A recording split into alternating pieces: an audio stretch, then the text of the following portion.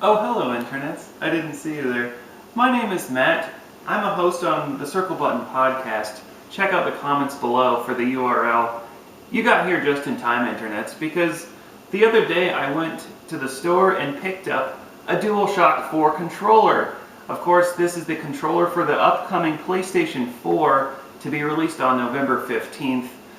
This, it started coming out on the internets around Thursday the 24th of October that the PlayStation 4 controller was being sold in the wild, so I had to verify this for myself.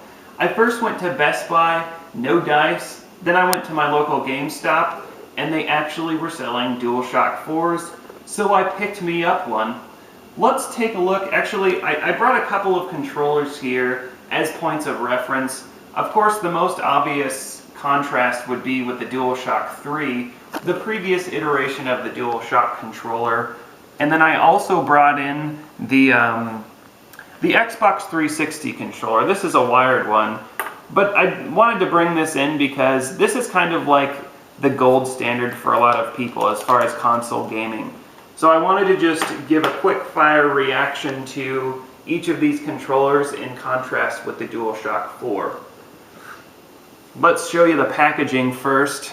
Here's the front, of course, clearly marked DualShock 4, for PS4, give you an idea of the box, compatibility, PS4, gives you an idea of some of the features there, and just the side and the top.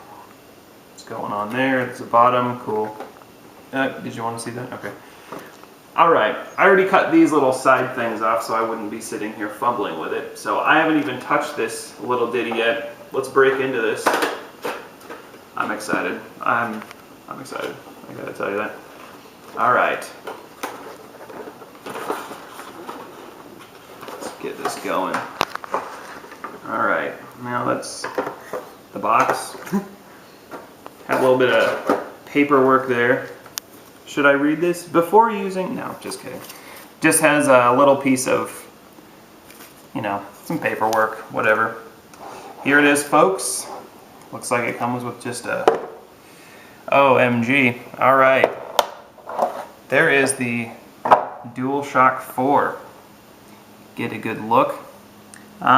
First, we see it kind of has this, I don't know, it's the fingerprint plastic, people. Right around the D-pad and the face buttons, you have kind of the shinier plastic. Around that is just, more of the matte finish of plastic there. Of course, I'm going to go through all my reactions here in a minute. Here's the back side of the DualShock 4. And the top. Get a good look at the light bar there. Oh, man. All right. Let me get my first reactions here. Yep. Okay, first things first. These sticks are much different than the PlayStation 3. Let me actually, hold on, Alright, one thing I want to note about this. In contrast with the PlayStation 3, here's one thing I really did not like about the DualShock 3. I never necessarily minded the fact that these sticks were on a parallel plane. Some people really didn't like that. A lot of people really like the fact that the 360 controller is on this kind of slant, so they're not parallel to one another. I never necessarily minded that with the DualShock 3, but here's one thing that really did get to me with the DualShock 3. If you zoom in real quick, camera, I don't know if this happens to any of you, but my hands are just huge. So sometimes it would happen with first-person shooters. If I would be looking right with the left stick, looking left with the right stick, my thumbs would do this sometimes. It didn't happen very often, but it really annoyed me. You'll notice with the DualShock 4, and it's really apparent now that you have both of these controllers side by side, but if you make them play tummy sticks, you can kind of line it up. See how the PlayStation 4 controller, the sticks are further apart, probably by, I don't know, a quarter inch, maybe a little more. What that does for you, see? Gonna have no interference there. And these, speaking of the thumbsticks, obviously they're concave, have a little spot there for your thumb, feels like it just fits right in there. The sticks are definitely tighter and they feel buttery smooth moving around there.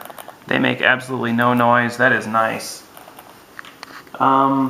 The rubber on the sticks themselves, it's a little tackier. And I don't mean like corny tacky. I mean like a little, it's not sticky, it's just tacky. It has a good grip to it. The PlayStation 3, the DualShock 3, they had some tack to it, but they weren't concave, so I don't know, a little more susceptible to sliding around. And the 360 controller doesn't really have any of that tacky feeling to it. It has those little nubs for grip. So let's contrast what else is different about the DualShock 4. The face buttons. Oh, actually, I do know Sony announced this week that the face buttons on the DualShock 3 were actually not, the square and circle buttons were actually further away than the X and the triangle button. I never really noticed that about the DualShock 3, but once they said that, it was pretty apparent, because if you look at the DualShock 3 compared to the DualShock 4, you can tell certainly that the face buttons are actually seemingly closer together. That would be because there's now equal spacing between all the face buttons. So that's one difference. Of course, you still have the PlayStation button for home, the PlayStation button to go to the home screen. There's a little speaker here. I'm a little concerned about what that would sound like. The speaker on the Wii remote just sounded like it was not good. So I'm interested to see what they do with that. They did away with the start and select buttons. I guess the replacements would be the share button and the options button. Of course, the share button, this is one of the biggest new features on the PlayStation 4, the ability to take screenshots, gameplay, and upload that and share it with your friends. The option button, of course, the biggest change on this controller perhaps, and we've all read about this I'm sure, is this touchpad. This is a 2-point capacitive touchpad, so it's multi-touch, fairly small. It's very smooth. It's a very smooth plastic. It has a tiny little bit of texture to it. They're actually not little nipples. We've had it checked. They're little indentations, so it doesn't stick at all. It's very smooth. It also clicks. Oh, that's it. And I was also wondering if it would be harder to click from the corners, and it's actually not. So it clicks pretty unilaterally no matter where you are on the touchpad. Of course, this is another feature of this controller. I'm going to be very interested to see how they integrate this into gameplay. From what I've seen, mostly it's kind of, menu screen navigation, things of that sort. The D-pad is a little bit different.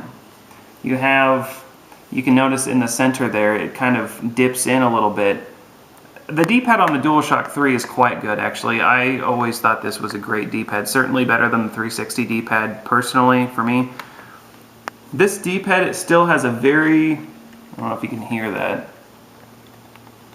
has, it's kind of the same degree of click to it. I really like that they have this indented middle region. Makes it feel like you can really roll around that thing. Yeah, I do good. So fighting fans probably appreciate that. The shoulder buttons. One thing that I forgot to mention, one big difference between these two controllers also, the face buttons are now not analog. These are digital buttons, so there's not a pressure sensitive capacity on these face buttons. So that is one difference. Similarly with the L1 and R1 buttons, these are digital. I actually like the feeling of these better, for sure, than the DualShock 3. Okay, the triggers, that is a big difference. They're certainly smaller, so if you look at, they're skinnier, so they feel more like triggers, kind of more like the Xbox 360 controller in terms of the triggers, in that sense. There's a good resistance to it. It's maybe a little bit tighter than the 360, maybe a little. Pretty comparable, actually. This was one of the things I really didn't like about the DualShock 3. has that downhill slope, so every time you would, you know, I really didn't like that about the DualShock 3. So much so that I had to get these triggers here to even make it manageable for me on the PlayStation 3. But anyways, any other observations I have? Oh, here's another thing, the handles themselves. They're much, well, you can tell with the DualShock 3, they're skinnier to the profile, the handles themselves. This is another thing, for us dudes with big hands, this just on the DualShock 3, doing this for 10 hours, it starts to give you, you know, claw hand. It really sucks. So that feels much better. This just feels like a more ergonomic fit to the hand for sure. The weight, comparable. It's a little differently distributed. Actually, it is a little heavier. Maybe a touch heavier. Of course, the light bar, that's another change. Ooh, it's on. Flashing lights. That's cool. Again, this will use that mini USB, so a mini USB to charge it. So if you have one from your PlayStation 3, that will work just fine. Just double check that, Roger. Yeah, that's fine. Does not come with a USB though, so hold on to your old one, my people. Let's see, how's it with the 360? Certainly has a better D-pad than the 360. Again, I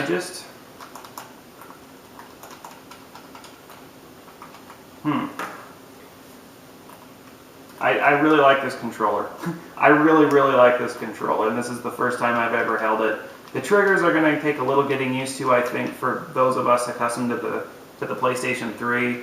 But certainly for anybody who prefers the 360 controller, this controller is going to be a much better entry, I think, into the PlayStation 4 for you guys.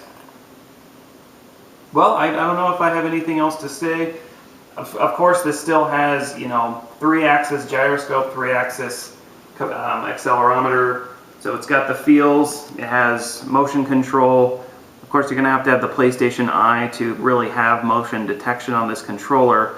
Not that that's really a feature that's commonly used with the system anyhow, or with the PlayStation 3 anyways. I do like, it has a different kind of plastic here that meets this matte plastic. It's kind of just got a little bit amount of texture there. At first I thought this was going to have kind of a rubbery surface, but it really doesn't. It's just textured plastic.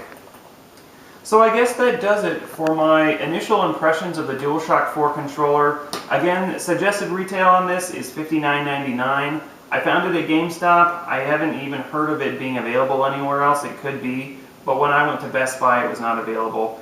As far as I've gathered, it released on Thursday, October 24th for $59.99. They weren't selling any other hardware components for the PlayStation 4. So I guess that does it for my initial reactions. Thanks for joining me. Again, my name is Matt. I host the Circle Button podcast. I talk about all things PlayStation and video games. So join me at a later date, please, won't you? Until next time, have a good one. Bye-bye.